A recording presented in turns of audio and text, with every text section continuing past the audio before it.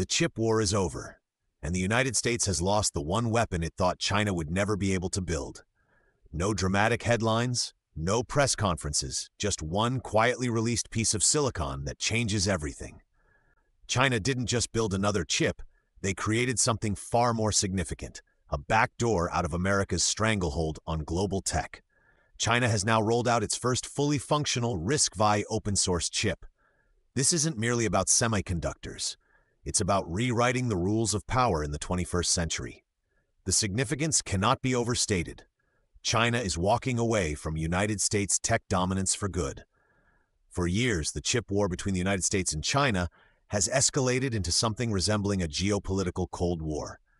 Washington, seeing China's rise in AI, cloud computing, and telecommunications, decided to choke off the supply of advanced semiconductors.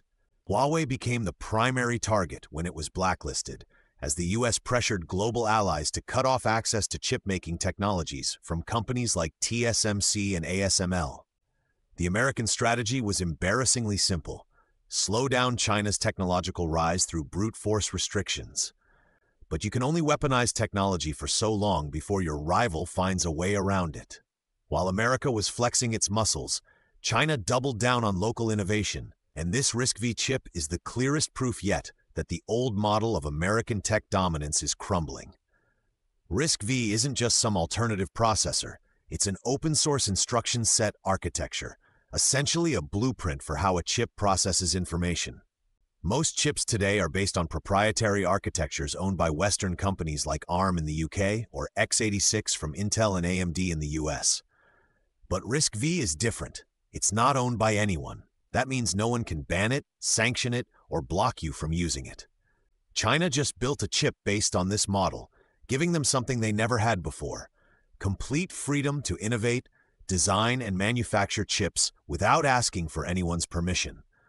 The American approach to technology has always been about control and profit. The Chinese response has been resilience and community. Instead of retaliating with sanctions, Beijing funneled billions into homegrown tech.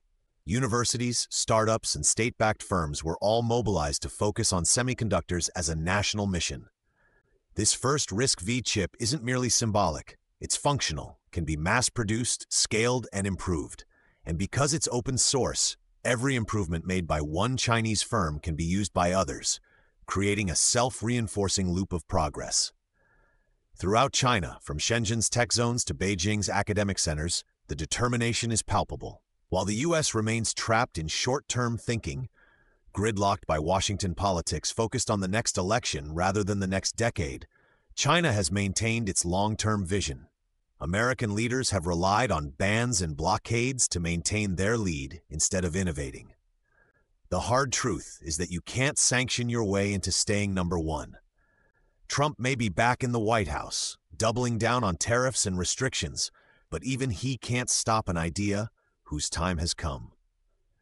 Watching Trump try to sheriff the global economy with tariffs is like watching an old cowboy movie in slow motion, yelling about making America great again while China quietly builds a tech future that tariffs can't touch.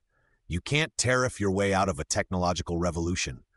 It's like trying to stop a tsunami with a backyard fence. For decades, companies worldwide have relied on chips designed in the West, but with China developing its own architecture, we're seeing the emergence of a parallel tech world. Phones, servers, AI devices, all potentially running on Chinese-designed chips. This isn't just a business shift, it's a geopolitical one. Countries in the global south caught in the crossfire of US-China tensions now have an alternative. No more worrying about secondary sanctions or dependency on Silicon Valley. This is how real soft power grows, not with empty slogans, but with practical tools. The philosophy behind open-source models is that they tend to scale faster, adapt quicker, and build more resilient communities. Look at what Linux did to software. Now imagine something similar happening to hardware. China's embrace of RISC-V isn't just about avoiding sanctions. It's about building a global ecosystem that's inclusive, flexible, and immune to political manipulation. This isn't a country copying anymore. This is a country leading. Many in the West still believe China is trying to catch up in the chip game, but that's outdated thinking. In many areas, China isn't just catching up, it's leapfrogging. Chinese firms are making huge progress in 3D chip stacking, high-bandwidth memory, and AI-specific processors. These aren't cheap copycat designs, but cutting-edge technologies built for next-gen applications like autonomous driving, advanced robotics, and massive cloud computing centers. While American companies deal with aging infrastructure and political red tape, Chinese firms operate with a clear national strategy, building entire industrial chains from raw materials to final products within their borders. China now produces more engineers and computer science graduates than any other country. That's not just a statistic. That's the future workforce of global tech.